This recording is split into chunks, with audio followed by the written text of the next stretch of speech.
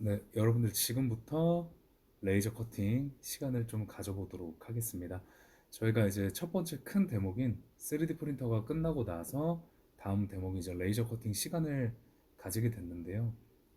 3D 프린터보다는 이제 할애된 시간이 훨씬 부족하기 때문에 레이저 커팅에서 실질적으로 레이저 커팅 사용 방법에 대해서 많은 시간을 할애할 것이고, 레이저 커팅을 하기 위해 이제 오토캐드가 필요하게 되는데, 오토캐드 같은 경우에는 이제 주로 2D 기능을 사용해서 이제 저희가 직접 도면을 그려내는 방법인데요.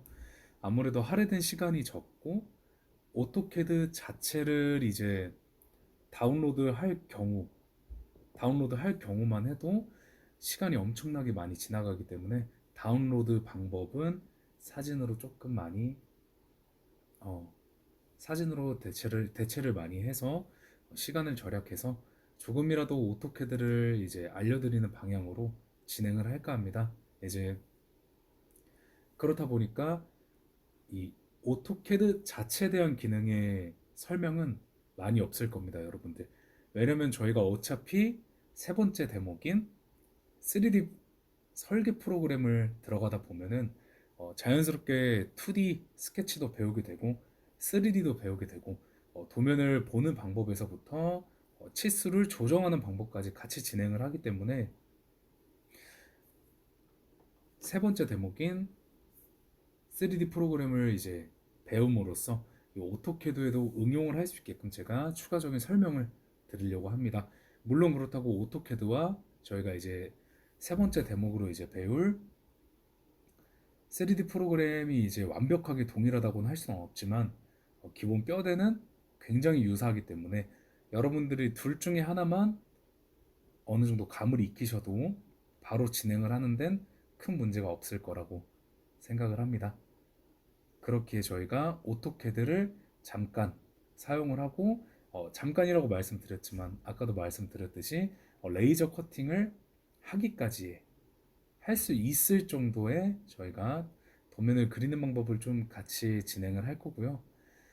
지금 저희가 이 레이저 커팅을 진행을 하는데, 레이저 커팅을 진행을 하는데 여러분들이 첫 번째 대목 3D 프린터와 마찬가지로 실제로 사용을 할 수 있는 곳이나 실제로 사용을 할 수 있는 프로그램을 기반으로 제가 여러분들에게 강의를 해드려야 여러분들이 실제로 사용을 하는 게 훨씬 더 중요한 이제 목적이다 보니까, 아무래도 실제로 저희가 레이저 커팅기를 사용할 수 있는 위치로 6층에 있는 시스쿨에서 레이저 커팅기를 사용하실 수 있습니다. 이제 그렇다 보니까 뭐 더 고가의 커팅기도 있을 것이고요, 더 다루기 쉬운 커팅기도 있을 거고, 이제 그 말은 뭐냐, 그 기계 레이저 커팅기에 맞는 프로그램까지도 존재를 한다는 건데, 그 모든 기준을 6층에 있는 시스쿨에 맞추었습니다. 왜냐면 아까도 말씀드렸듯이 여러분들이 실제로 사용을 하실 수 있는 시설에서 사용을 해야 되기 때문에, 실질적으로 여러분들이 제 강의를 보고 레이저 커팅기를 사용할 수 있는 게 목적이라고 생각을 하기 때문에 시스쿨에 있는 레이저 커팅기로 기준을 잡았고요.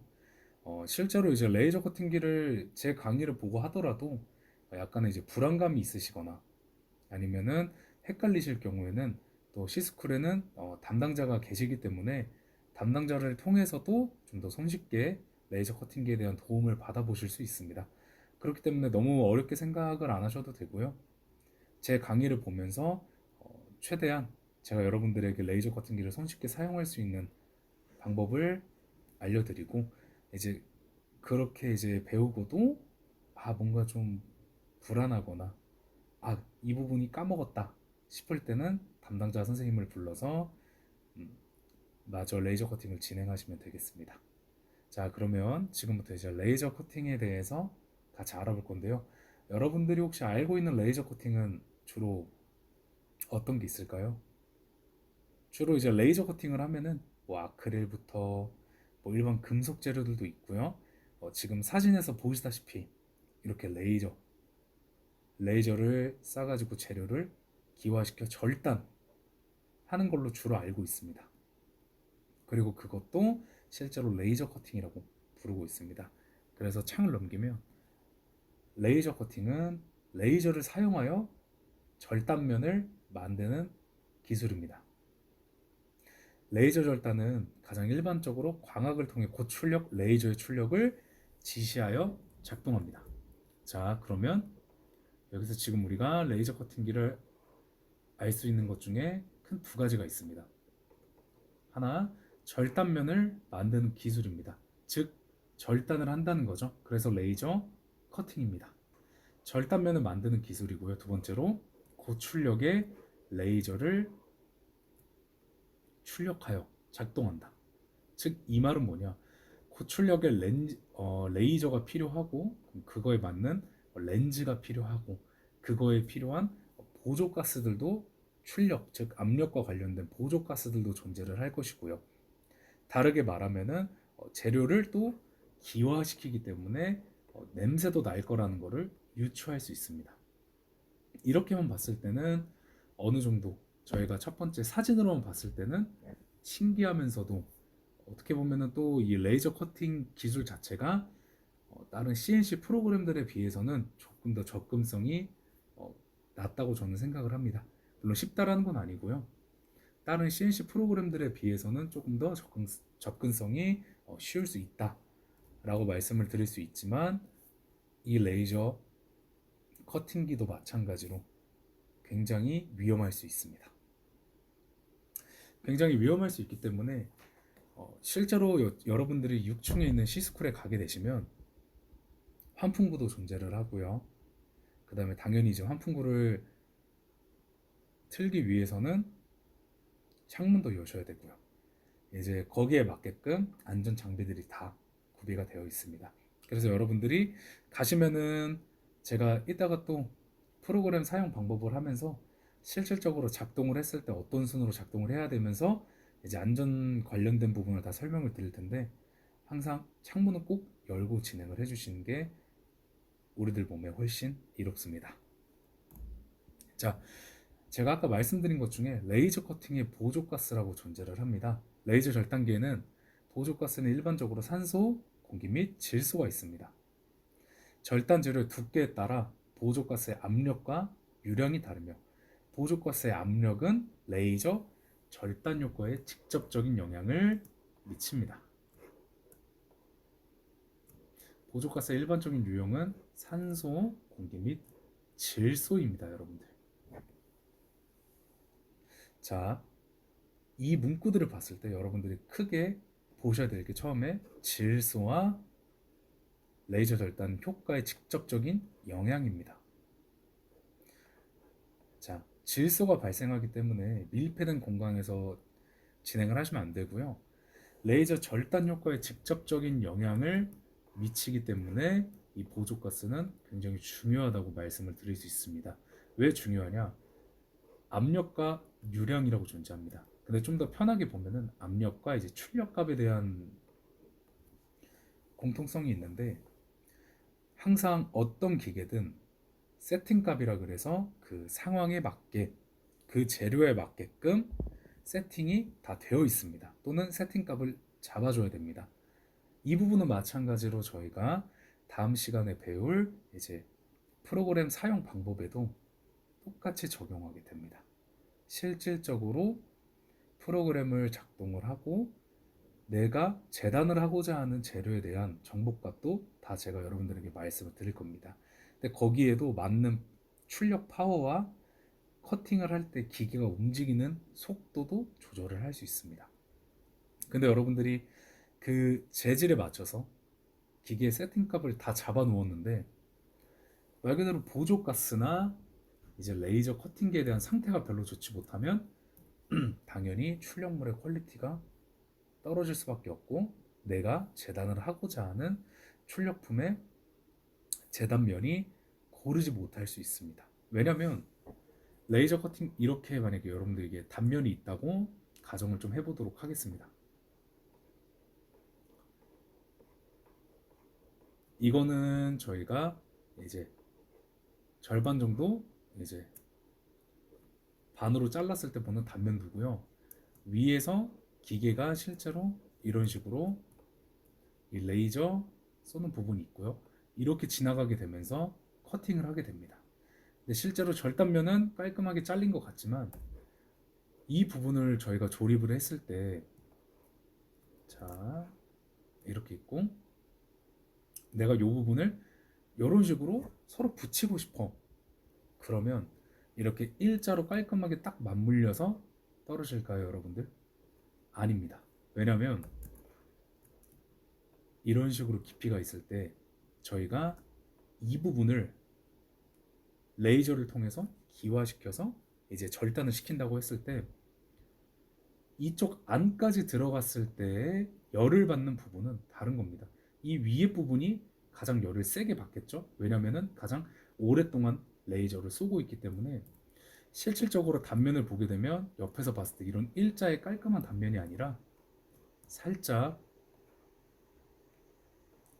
이런 식으로 살짝 휘게 됩니다, 여러분들. 지금 제가 눈에 보이는 만큼의 45도에 대한 이런 정도는 아닌데요. 실제로 깔끔하게 면 자체가 이렇게 붙을 수 없을 정도로 나오긴 합니다.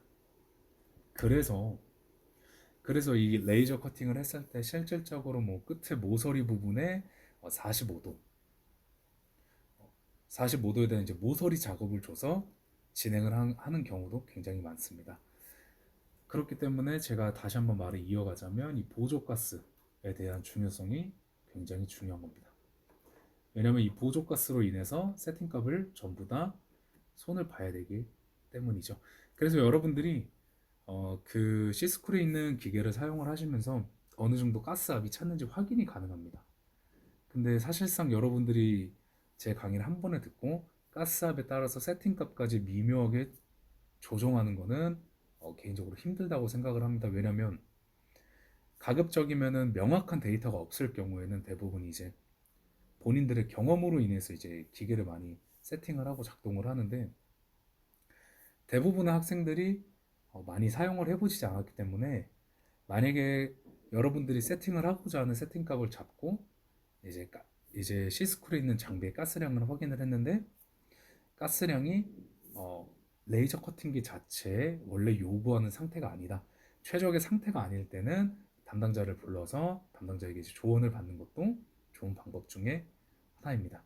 자, 이렇게 해서 저희가 레이저 커팅에 대해서 원리와 레이저 커팅이 어떤 구성이 있는지 정말 간단하게 한번 진행을 해 보았고요. 자, 그 다음으로 이렇게 실제로 보면 저희 C스쿨에 레이저 커팅기가 어떤 식으로 되어 있는지 보실 수 있습니다. 레이저 커팅기가 아마 이제 실제 사이즈는 제가 다음 시간에 말씀을 드린다. 아마 400에 300 정도의 이제 높이가 8, 그러니까 즉 8T라고 많이 부릅니다. 두께를 이제 티키니스라 해서 8T 이런 식으로 뒤에다가 T를 붙여서 두께를 표시하는데 400에 300에 8T의 재단이 가능합니다. 자, 여기 보시면은 레이저 커팅기가 이렇게 있고요.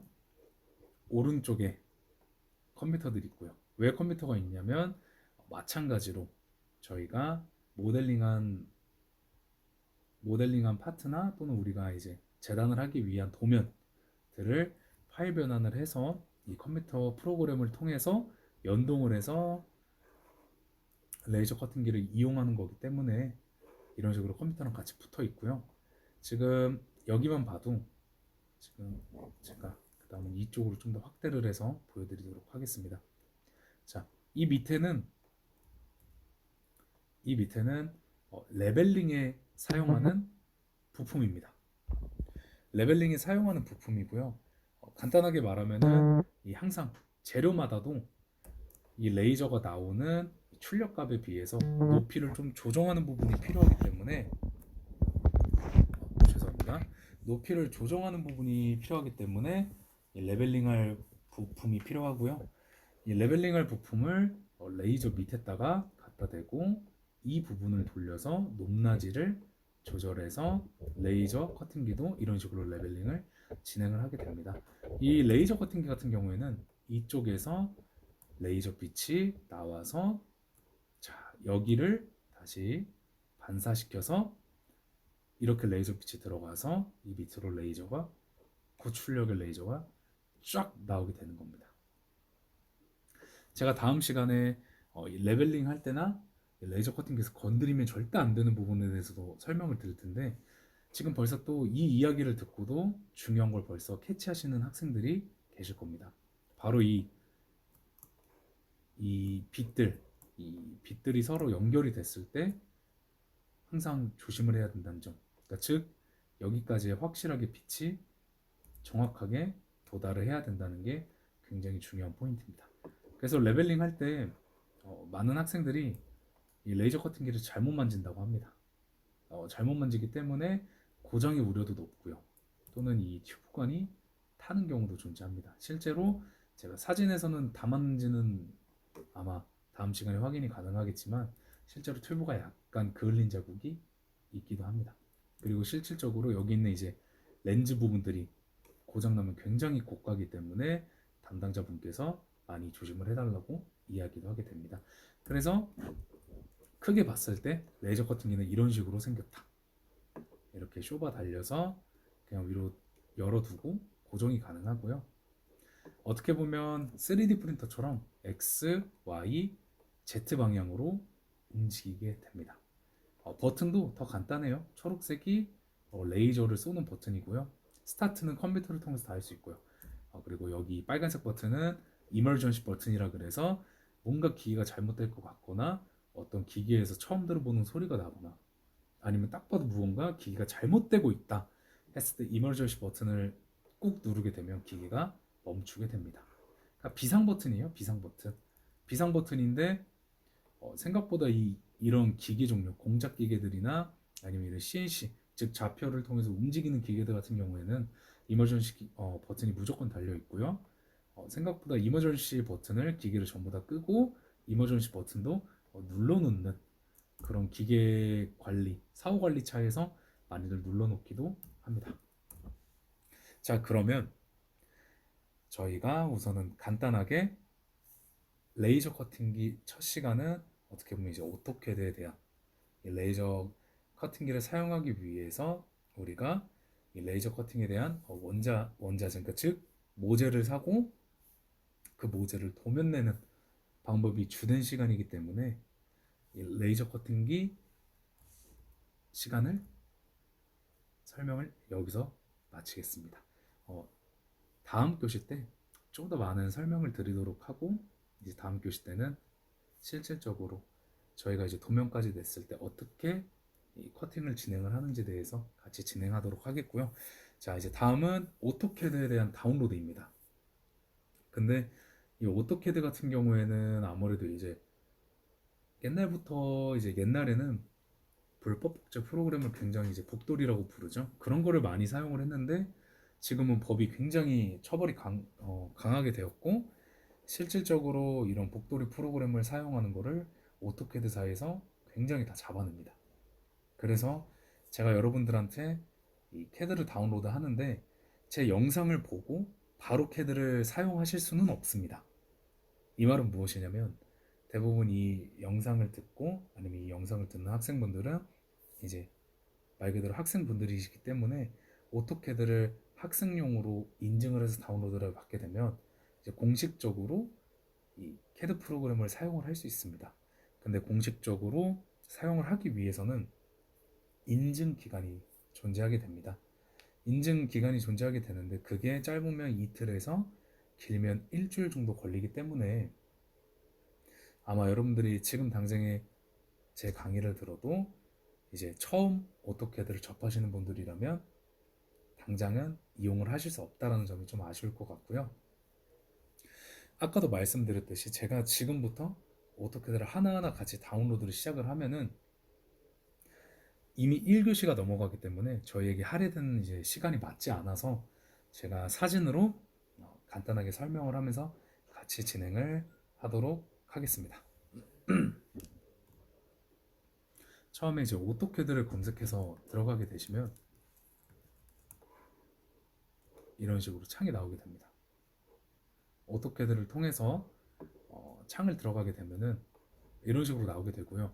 설령 이런 식으로 안 나오는 학생분들이 있다고 하셔도 위에 상단에 카테고리 무료 체험판 카테고리를 들어가시면 됩니다. 그리고 오토데스크 자체가 이제 아무래도 이제 영문으로 많이 페이지가 나오기 때문에 아마 이제 영어 쪽에서 영어 쪽으로 이제 다운받는 게 좀 불편하신 분들은 여기 오른쪽에 언어로 바꿀 수 있습니다. 한국어로 바꿔주시면 사이트가 한글화 되고요. 무료 체험으로 클릭을 하셔서 들어가시면 이런 식으로 나오게 됩니다. 그러면 학생용 라이센스 이용이라고 이 버튼을 클릭해 주시면 됩니다. 물론 오토캐드가 이제 홈페이지도 좀 많이 변하고 다운로드에 대한 기준이 많이 변하기 때문에 여러분들이 예전에 만약에 다운을 받아 두셨던 학생들이라면 좀 다르게 다운을 받을 수 있습니다.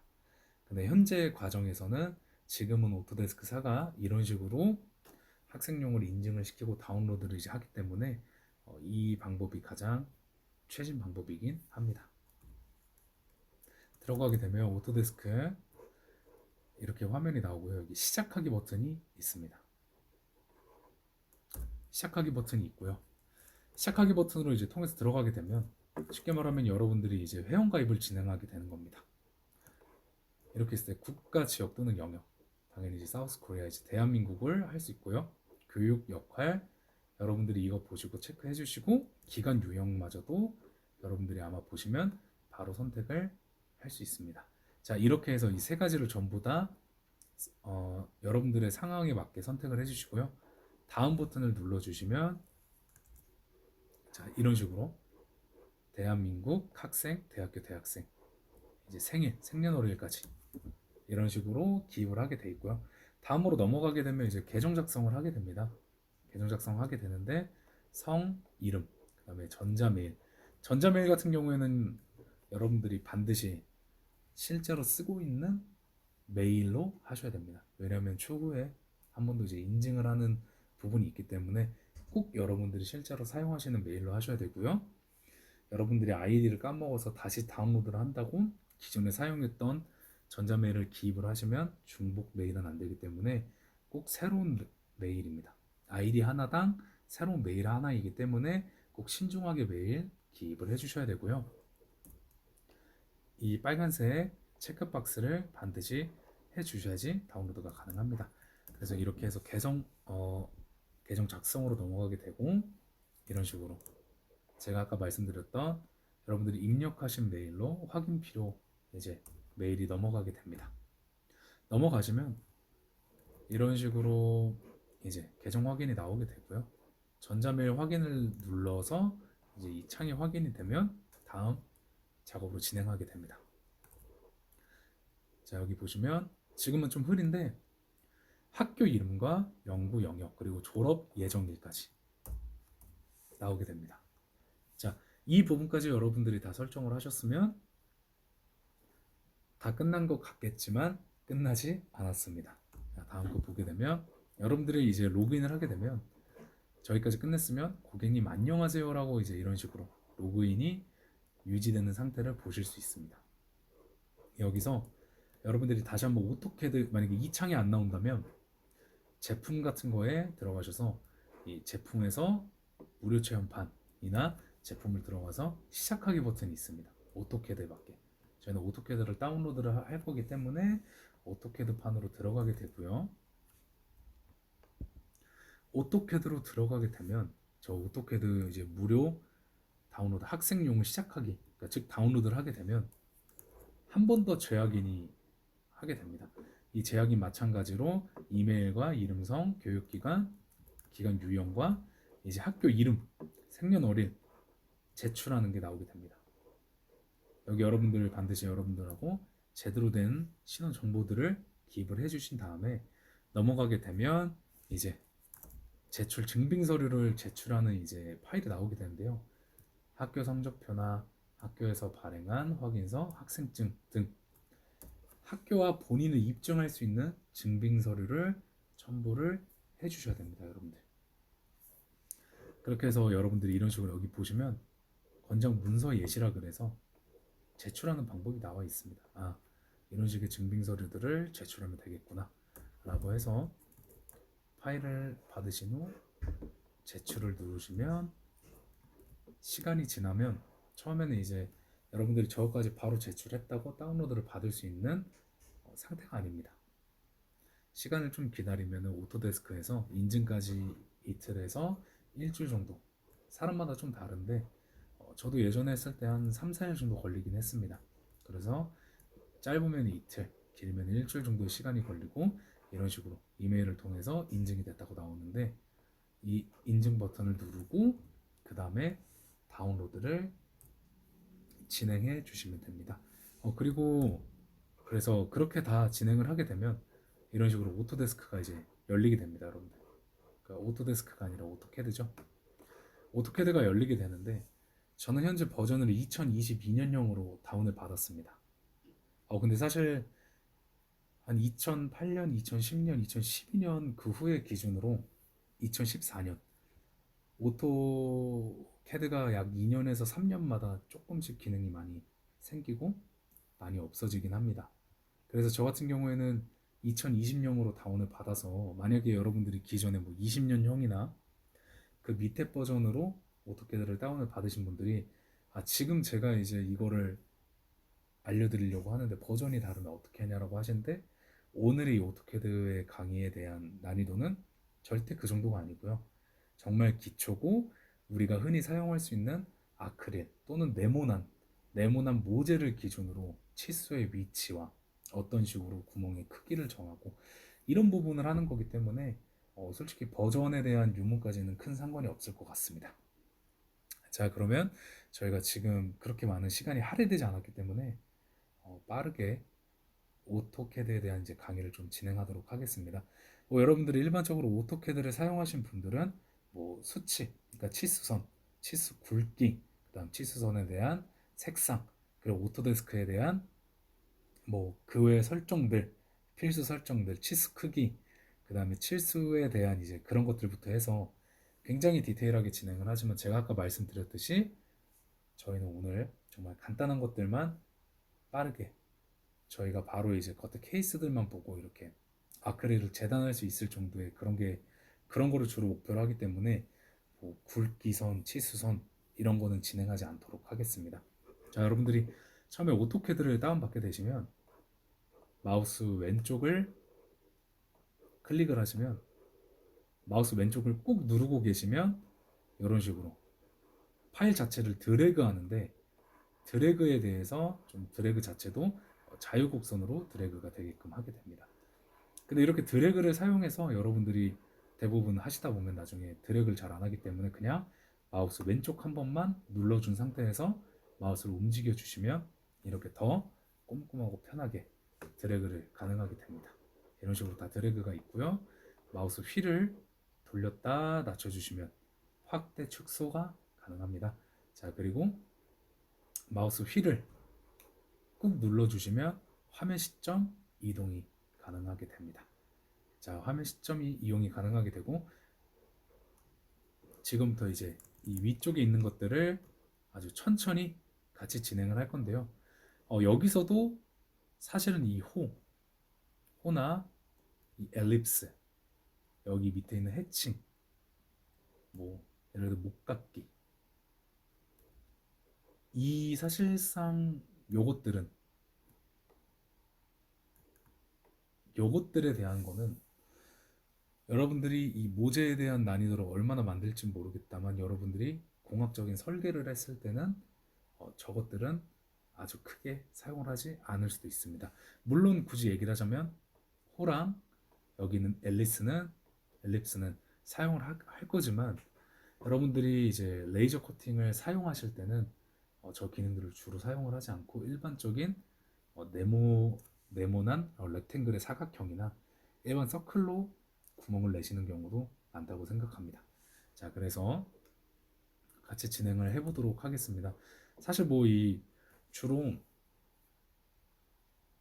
오토캐드 같은 경우에는 단축키가 다 있습니다. 뭐 라인 같은 경우에는 이 앞에 글자 철자만 따서 L을 누르면 위에 보신 대로 라인이 나오게 되고요.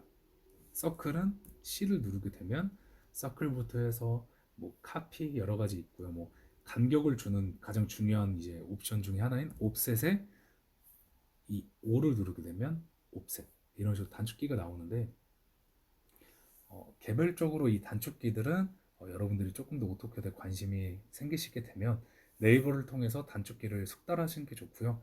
저는 아까도 말씀드렸듯이 초보자도 할 수 있게끔 마우스로 같이 천천히 진행을 해보도록 하겠습니다. 자, 그러면 저희가 먼저 모제에 대한 선택을 좀 해야 됩니다, 여러분들. 모제에 대한 선택, 그러니까 즉 어떤 거냐면 예시로 저희가 아크릴을 재단한다고 하겠습니다, 여러분들. 아크릴을 재단을 하는데 아크릴의 크기를 여러분들이 레이저 업체나 레이저 재단 업체를 가게 되면은 일정 금액을 내고 원하는 크기로 잘라낼 수 있습니다. 근데 일반적으로 뒤에 있는 저희 학교 뒤에 있는 알파 문구나 그린 화방 같은 경우에는 이 아크릴이나 이 아크릴 같은 모재는 어느 정도 사이즈가 정해져서 나옵니다. 뭐 예를 들어서 뭐 400, 297에 150 이런 식으로 어느 정도 다 재단이 되어 있는 걸 가져오고요. 그 상태에서 3T, 그러니까 즉 두께죠. 3T인지 5T인지 이런 식으로 나뉘게 됩니다. 자, 그러면은 어디까지나 예시이기 때문에 저희가 뭐 예를 들어서 이 라인 버튼을 눌러서 자, 이쪽입니다. 위에 선 라인을 눌러서 마우스를 한번 이렇게 내려보도록 하겠습니다. 자, 여러분들 이렇게 라인을 일자로 내리게 되는데 이게 지금 직선인지 아닌지 헷갈리시는 분들도 많으실 겁니다. 처음 하면 굉장히 선이 자유롭고 이게 지금 직선이 맞나라고 이제 생각하시는 분들도 많은데요. 이런 식으로 이어지게 되는데 이거를 조금 더 쉽게 사용하는 기능이 있습니다. 선을 다시 누르신 다음에 F8번 F8 한번 누르시면 직교 모드가 켜게 됩니다. 직교 모드라고 해서 이 밑에 넘어가 보시면 요겁니다. 요게 F8번의 직교 모드인데요. 뭐 직교 모드라고 얘기는 하지만 그냥 여러분들이 지금 F8번을 활성화시킨 상태에서 해보시면 그냥 직각으로만 움직이는 걸 확인할 수 있습니다. 이런 식으로.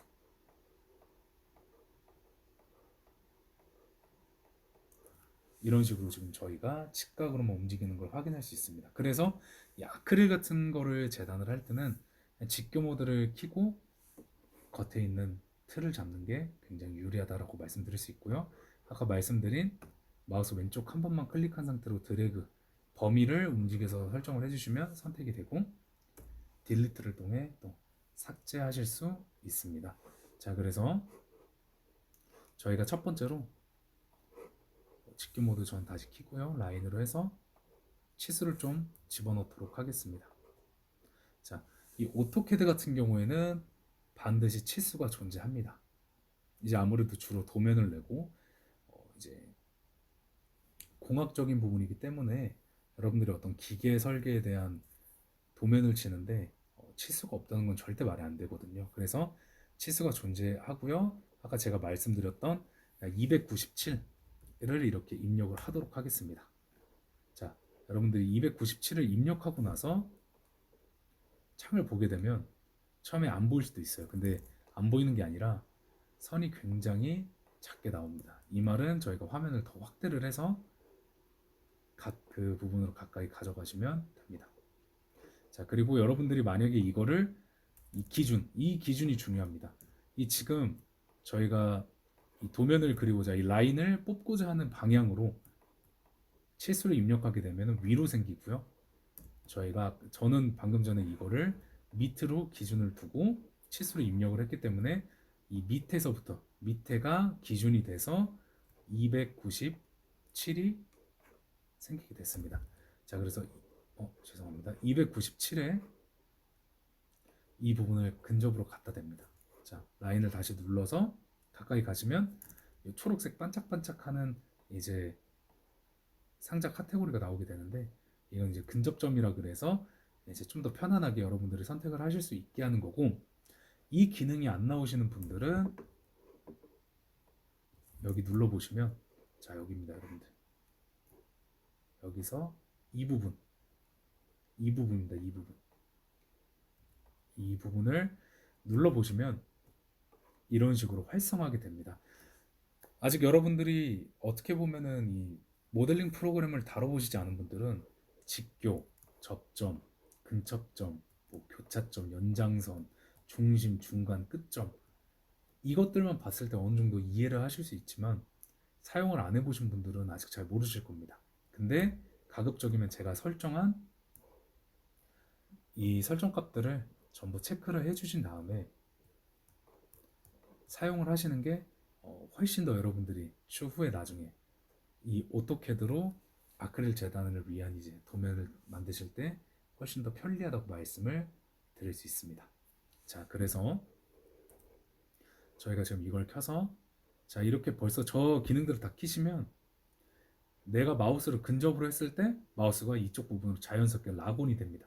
그러니까 자동으로 자석처럼 붙어버리게 됩니다. 좀 더 편안하게 만들 수 있죠. 자, 그래서 다시 마우스 왼쪽으로 한번 눌러주시고 오른쪽으로 갈 거니까 치수를 뽑아주신 후 297에, 그러니까 예시니까 200 정도만 기입을 하도록 하겠습니다.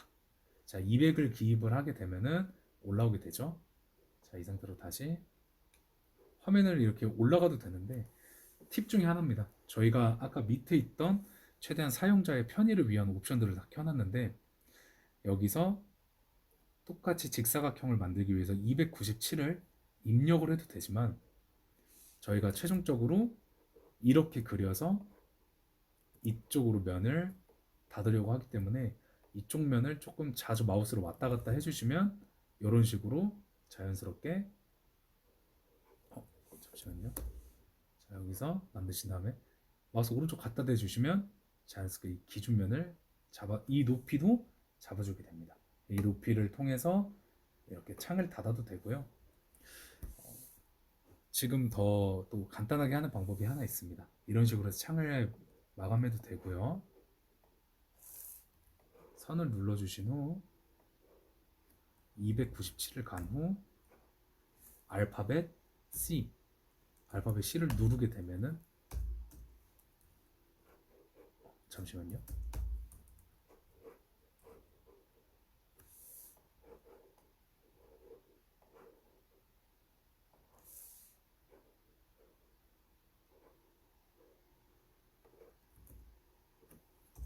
아, 이게 제가 말씀드린 이 마지막 선을 닫을 때 C는 어떤 거냐면 이제 알아서 서로 이 면을 닫아주는 기능입니다.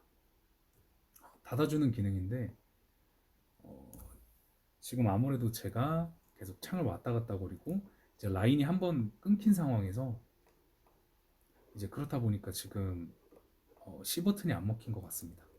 자, 그리고 제가 말하면서 방금 잘못 만지게 됐는데, 이것 또한 이제 등각, 이제 어떻게 보면 등각비로 또 볼 수 있는 방법이 하나 존재합니다. 시점 같은 건데, 자, 여기서 저희가 이 오른쪽 시점을 좀 같이 돌려보도록 하겠습니다. 오른쪽 시점에서 지금은 평면도로 되어 있죠. 이거를 이런 식으로 마우스 왼쪽으로 잡고 돌려보시면 시점이 변하게 되고요. 이 홈 버튼, 지금 이 집 모양 버튼을 누르게 되면은 등각뷰로 보게 됩니다. 어떻게 보면 3차원적인 느낌으로 바라보게 되는 겁니다. 자, 근데 이거를 다시 원래대로 돌리기 위해서 가장 기본적인 평면도를 눌러주시면 저희가 봤던 기존의 시점으로 오게 됩니다.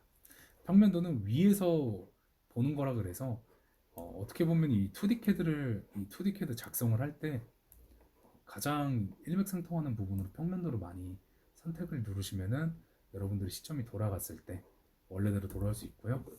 이 부분마저 창 닫아주도록 하겠습니다. 따로 치수로 안 줘도 되고요. 그냥 라인을 눌러서 가져다가 대면 이런 식으로 창이 변하게 됩니다. 이런 식으로 해서 저희가 모든 면이 다 닫힌 네모난 직사각형 하나를 만들어 보았고요. 예를 들어서 내가 여기서 이 위치들로 해서 이렇게 동그랗게 동그랗게 레이저 커팅을 해서 이 동그란 원형에 대한 이제 이 소재를 아크릴이라고 했으니까 동그란 아크릴을 가지고 싶다라고 했을 때 이런 식으로 지금 저희가 표시를 하게 된 겁니다. 좀 더 간단하게 말씀드리면은 현재 이 네모난 직사각형은 저희가 아크릴 소재에 대한 크기입니다. 아크릴에 대한 틀을 짠 겁니다. 기준을. 왜냐면은 우리가 재단한 아크릴에 대한 크기는 이거기 때문에 이제 재단한 아크릴 자체에서 또 커팅을 해서 이렇게 동그란 원형의 모양을 소재를 이제 커팅을 해서 얻고 싶어 하기 때문에 여러분들이 이 네모난 거 안에서 원하시는 위치에서 자연스럽게 이런 식으로 모양을 잡아주시면 됩니다.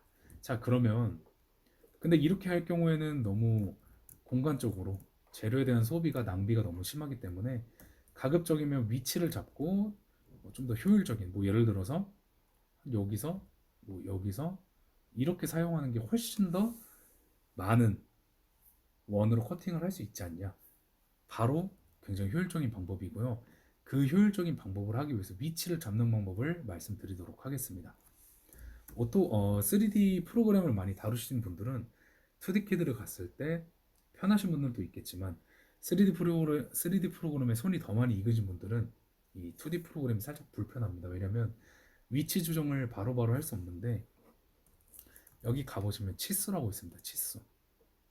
치수라 그래서 말 그대로 이제 크기나 거리를 나타내 주는 건데요. 지금은 제가 세팅이 좀 잘못되어 있기 때문에 치수가 작게 나오는데 이 간격이 지금 이 원에 대한 중심에서부터 이 벽면까지가 64.67이란 겁니다. 근데 여기서 일반적인 3D 프로그램은 이 치수 자체를 간격을 30으로 줄이고 싶다 했을 때 30으로 줄이면 이 간격이 고정된 면으로부터 원이 딱 30까지만 되게 위치가 이동됩니다. 근데 2D 같은 경우에는 그런 기능이 없기 때문에 저희가 그 위치를 직접 잡아줘야 됩니다. 자, 그래서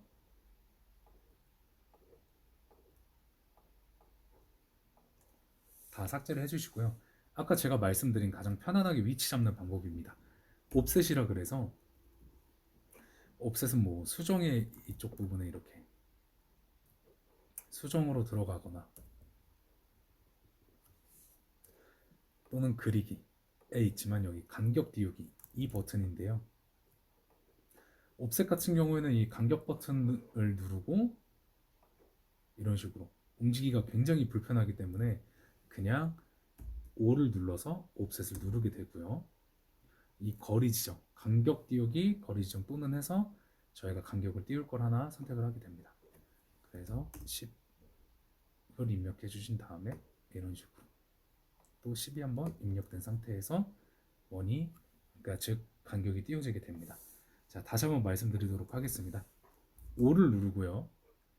내가 예를 들어서 이 벽면들에 대한 기준으로 했을 때 20만큼 띄어서 한 요 정도 위치에 한 10파이짜리 원을 좀 그려서 그거를 효율적으로 재단을 하겠다라고 했을 때 옵셋을 눌러서 간격을 20으로 치수를 주게 됩니다. 자, 간격 치수 줬죠? 그러면은 이 2D 오토캐드도 여기 이렇게 히스토리가 남는데 옵셋을 설정을 했고요. 아까 제가 간격을 10으로 띄웠는데 이번에 간격이 20으로 바꿔놨습니다. 자, 다시 치수를 옵셋 누르고 여기 보시면 간격 띄우기 거리 지정 또는 이라고 나와 있죠. 이 부분을 20으로 주게 되고요. 20을 입력하고 간격을 띄울 객체를 선택하면 됩니다. 저는 이 객체를 이 안쪽으로 20만큼 띄우길 원하기 때문에 간격을 잡고 안쪽으로 누르게 되고요. 이번엔 밑에 있는 간격을 띄우도록 하겠습니다. 이런 식으로 해서 띄우면 20만큼 떨어진 이 간격들에 대한 좌표가 나오게 됩니다. 그래서 여기를 기점으로 이렇게 원에 대한 모양을 잡아줄 건데요. 여기서 원을 눌러서 가운데를 갖다 대서 아까 제가 말씀드린 대로 10파이라고 했죠. 그럼 지름이 10짜리인 원을 그릴 겁니다. 자, 이 오토캐드 같은 경우에는 항상 옵션을 여러분들이 여기서 기능을 누르시고 기능을 첫 번째 마우스로 터치를 했을 때 밑에 활성되는 걸 잘 보셔야 됩니다. 자, 지금은 30으로 나와 있는데 이거는 반지름에 대한 값이고요. 이 지름을 설정하기 위해서 알파벳 D를 눌러서 치수로 바꿔주게 됩니다.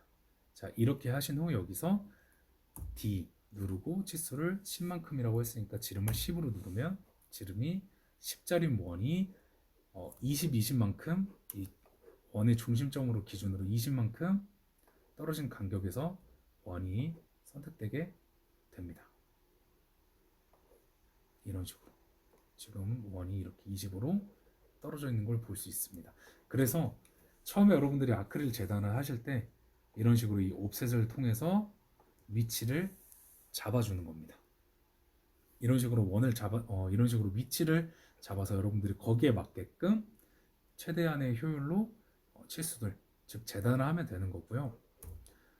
또 다른 것 중에 하나가 이제 여러분들에게 이제 트림이라 그래서 잘라내기에 대한 이제 중요성을 좀 말씀을 드리도록 하겠습니다. 여러분들이 만약에 이제 뭐 직교를 끄고요. F8 누르면 다시 꺼집니다. 이렇게 했을 때 나는 이런 식의 삼각형에 대한 이 치수만 좀 가지고 싶다 라고 했을 때 그럼 이제 여기 있는 이 뿌리들을 잘라내주면 효율적으로 여기만 그대로 살려서 사용을 할 수 있겠죠. 이때 자르기를 누르신 다음에 마우스를 갖다 대면은 근접에 대한 부분을 지능적으로 삭제할 부분을 삭제시켜 줍니다. 그리고 여러분들이 다 기능을 사용하시고 ESC를 눌렀는데 나는 아직 그 방금 전에 내가 했던 작업을 반복적으로 작업을 해야 되라고 했을 때 스페이스바를 한 번 더 눌러주면 방금 가장 최근에 사용했던 작업의 환경이 다시 돌아오게 되면서 연속적인 작업이 가능하게 됩니다. 자, 그리고 여러분들에게 제가 어떻게 보면 치수에 대한 위치를 잡는 거를 말씀을 드렸는데 자, 지금도 이런 식으로 되고요. 옵셋을 다시 20으로 해서 옆에 간격을 천천히 늘릴 수 있습니다. 아무래도 제가 레이저 커팅에 이제 할애된 시간이 많지 않기 때문에 좀 더 여러분들에게 더 디테일하게 설명을 해주고 더 천천히 설명을 해드릴 수 있으면 좋겠지만 아무래도 저희가 이 레이저 커팅의 오토캐드에 소모된 시간보단 다음 큰 대목인 3D 모델링 프로그램에 훨씬 더 많은 이제 시간이 할애되기 때문에 제가 그때 거기서 좀 더 치수에 대해서 정확한 설명을 드리도록 하겠습니다. 자, 이런 식으로 해서 여러분들이 이 가져온 소재 아크릴에 대한 기준을 기반으로 크기를 잡아서 안에서 자유롭게 잘라내고 싶은 크기에 맞춰서 재단을 하시면 됩니다.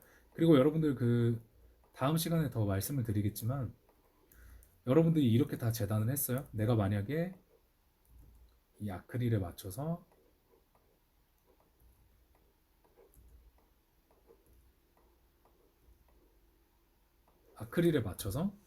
이런 식으로 재단을 하고 싶다. 그러면 이렇게 크기를 잡았죠. 왜냐하면 저희가 지금 아크릴에 대한 소재를 미리 잡아놨기 때문에 이 부분에 대한 어느 정도 크기들이 다 유추가 되고 또는 저는 지금 이렇게 눈대중으로 여러분들에게 설명을 드리려고 대충 했지만 여러분들이 뭐 20파이면 20파이, 15파이면 15파이만큼 크기를 정하게 돼서 이 부분을 통해서 여러분들이 이제 재단을 하시면 되는데 재단을 하실 때는 실질적으로 저희가 방금 그려둔 이 아크릴 소재의 테두리를 다 삭제해 주셔야 됩니다. 왜냐하면 레이저 커팅기 프로그램 같은 경우에는 이 선들을 다 좌표를 읽게 됩니다. 좌표를 읽게 된다는 거는 다 작업 좌표 중에 하나라고 인식을 하기 때문에 괜히 이 아크릴 크기를 똑같이 한번 긁고 지나가게 됩니다. 이럴 경우에는 소재에 대한 손상도 있고요. 이 작업 시간에 대한 시간도 늘어나기 때문에 비효율적이기 때문에 여러분들이 이런 식으로 위치를 잡고 나서는 겉에 있는 테두리를 아크릴 소재 크기를 삭제를 해주셔야 됩니다. 자, 그 후 저장하는 방법인데요. 참 재밌게도 이제 레이저 프로그램 같은 경우에는 파일 확장자를 DXF를 사용을 해야 되기 때문에 바탕화면에서 이 파일 유형 있죠, 여러분들. 여기서 DXF 단 2010년을 기준으로 딱 요 사이 2010년도와 2013년도에 이 DXF 정도만 호환을 하게 됩니다. 왜냐 시스쿨에 있는 프로그램 자체가 조금 오래됐기 때문에 최신의 DXF나 너무 오래된 DXF는 읽지 못합니다. 또는 여기 있는 R12, R12 DXF까지도 읽는다고 합니다. 그래서 이렇게 총 3개 정도만 파일 확장자를 저장해 주시면 되겠습니다. 자, 이렇게 해서 저희가 1교시가 끝났고요. 다음 2교시 때는 이제 프로그램을 작동하는 방법으로 해서 여러분들이 실제 재단을 할 수 있게끔 제가 알려드리도록 하겠습니다. 그럼 10분 쉬었다가 2교시 때 뵙도록 하겠습니다.